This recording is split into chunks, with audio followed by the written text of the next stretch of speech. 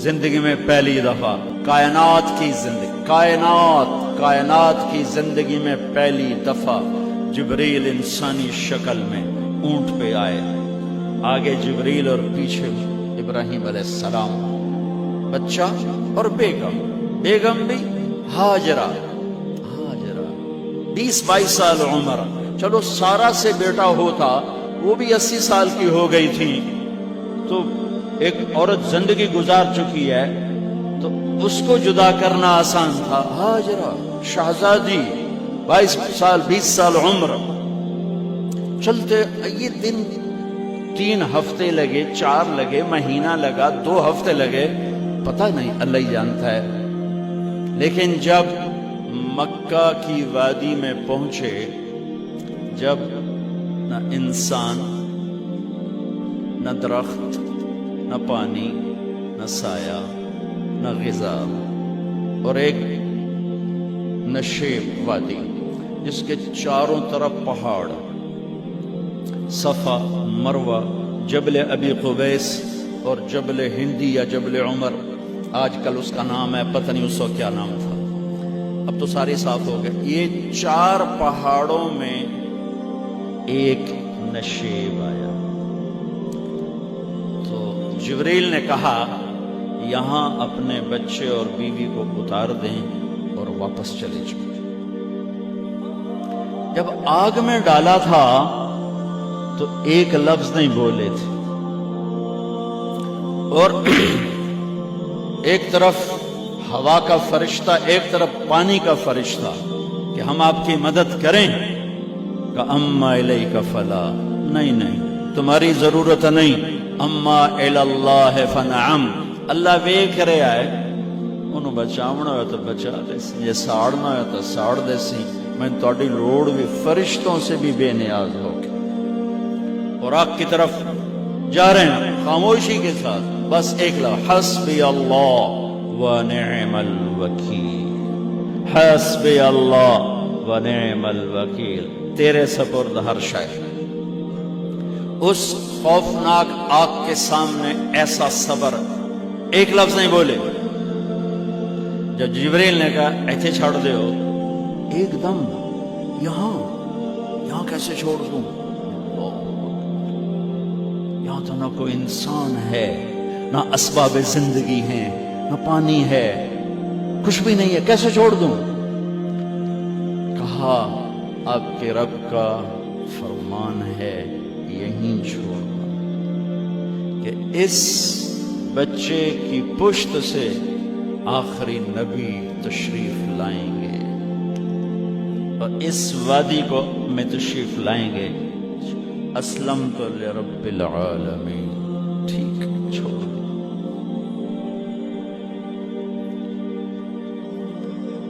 ہاجرہ تو نبی نہیں ہے نا، ہاجرہ تو شہزادی ہے، تو جب واپس مڑے وہ حیران ہو گئی، یہ کیا کر رہا، تو انہوں نے پوچھنا شروع کیا، اب یہ کیا مجھے کیوں چھوڑ کے جا رہا؟ امر، خاموش، جواب نہیں دینا۔ بچہ گود میں ہے، تصور کرو 4000 سال پہلے دا مکہ میں کیویں وکھائی، میں آپ نہیں ویکھ سکتا، تو انہوں کیویں وکھائی؟ کالے پہاڑ، انسان نہیں، ہوا کی سنسناہٹ، دھوپ کی تپش، پہاڑ کی آگ، پتہ نہیں کون سا مہینہ تھا، اللہ ہی جانے، اور وہ جاری ہیں ساتھ ساتھ۔ کیوں؟ میرا قصور کی ہے، میں نے چھڑیا کیوں گئی، جاندہ کدے پہ ہیں، کوئی غلطہ دس۔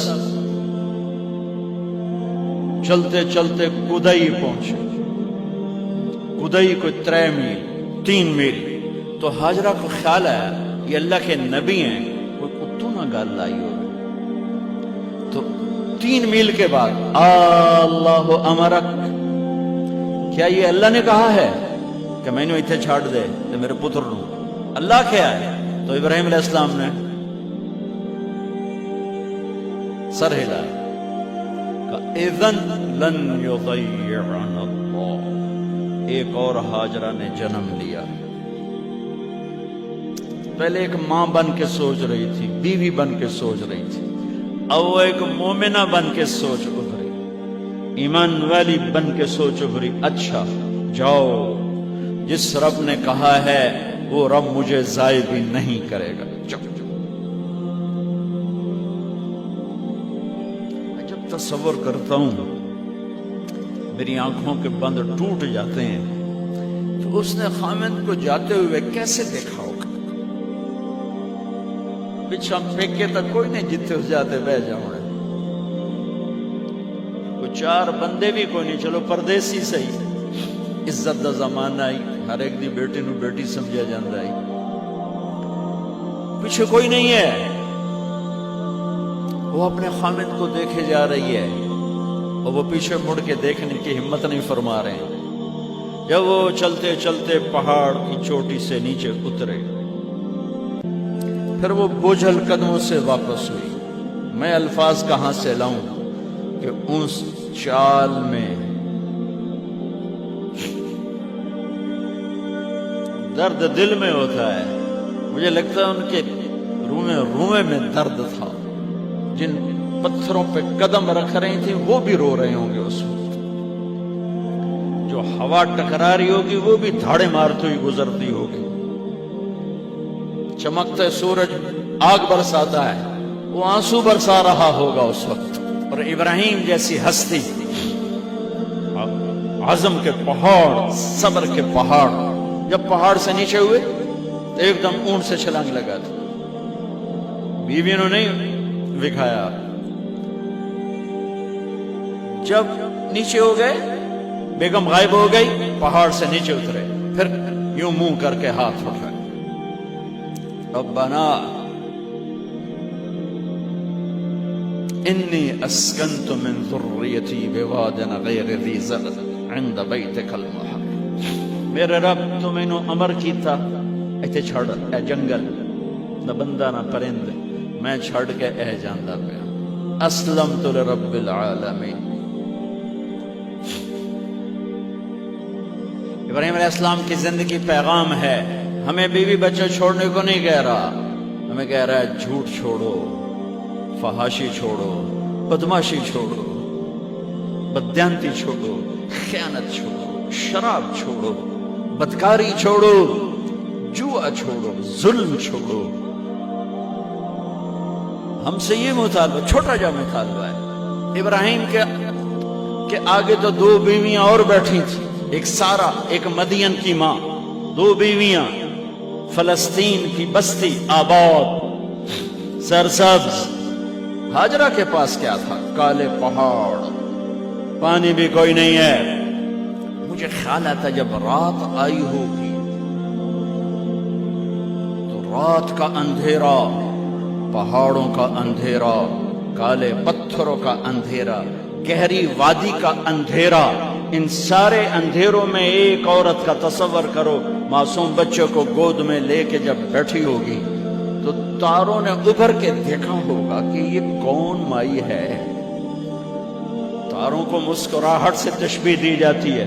میں کہتا ہوں اس رات تارے بھی روئے ہوں گے، چاند بھی حیران ہوگا، ایک چکرے کون بی بیٹھی ہوئی ہے، اس مائی کی رات کیسے گزری، آنے والا گرم دن کیسے گزرا، پانی ختم ہوا، بچے کی ایڑیاں اور آہو بکا۔ اللہ زمزم پہلے کیوں نہ کڑھیا؟ اللہ کو پتا تھا میں نے زمزم نکالنا ہے، پہلے کیوں نہیں کڑھیا؟ انہوں روایا کیوں؟ مانو دوڑایا کیوں؟ صفا مروہ پھر پھر پھر پھر سینہ پاٹ گیا۔ یہ میرے اللہ نے دنیا کو امتحان کی جگہ بنایا ہے۔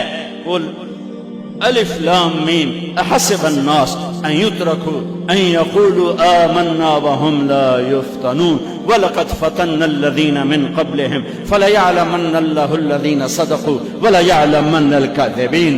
میں تمہیں، تسی کلمہ پڑھا ہے نا میرا، اب میں امتحان لوں گا، تسی پہلی تو دوئی چ نہیں جاون دین دیو جب تے امتحان پاس نہ کرے۔ پہلی تو دوئی بھی کوئی کلاس ہوندی نہیں، نہیں امتحان دیو، امتحان دیو، پاس ہو گئے چلو ہن دوئی بہاؤ، نہیں پچھا لے جاؤ۔ ہے میرا اللہ کہتا تمہیں جنت دینی ہے، اپنی رضا دینی ہے، تھوڑا تو میں نو کھڑکاون دیو، کچھ تو میں کھڑکاواں گا، لیکن اوے ہائے اتنا نہیں۔ جب میں صفا مروہ چلتا ہوں تو مجھے اماں ہاجرہ کا خیال آتا ہے کہ ہم تو گیلری میں چل رہے ہیں بڑے آرام سے، وہ تو ایک پہاڑ پہ چڑھتی اترتی، دوسرے پہ چڑھتی اترتی، انہیں پتا تھا اللہ کی قسم کوئی انسان نہیں، لیکن بچے کو تڑپنا دیکھ نہیں رہی ماں، دیکھنے کی جرت نہیں ہے۔ صفا مروہ، صفا مروہ، صفا مروہ، صفا مروہ، 7 چکر کے بعد نا وہ ہمت جواب دے گئی۔ اگر ہمت ہوتی تو شاید وہ اور چلتی، اور بے بس ہو کے گری ہیں،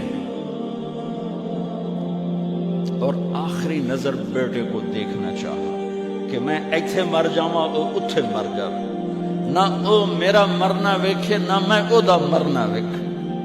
جس امت کی بنیاد اتنی بڑی قربانی پر ہو، وہ امت کہے سود کے بغیر گزارا نہیں، جھوٹ کے بغیر گزارا۔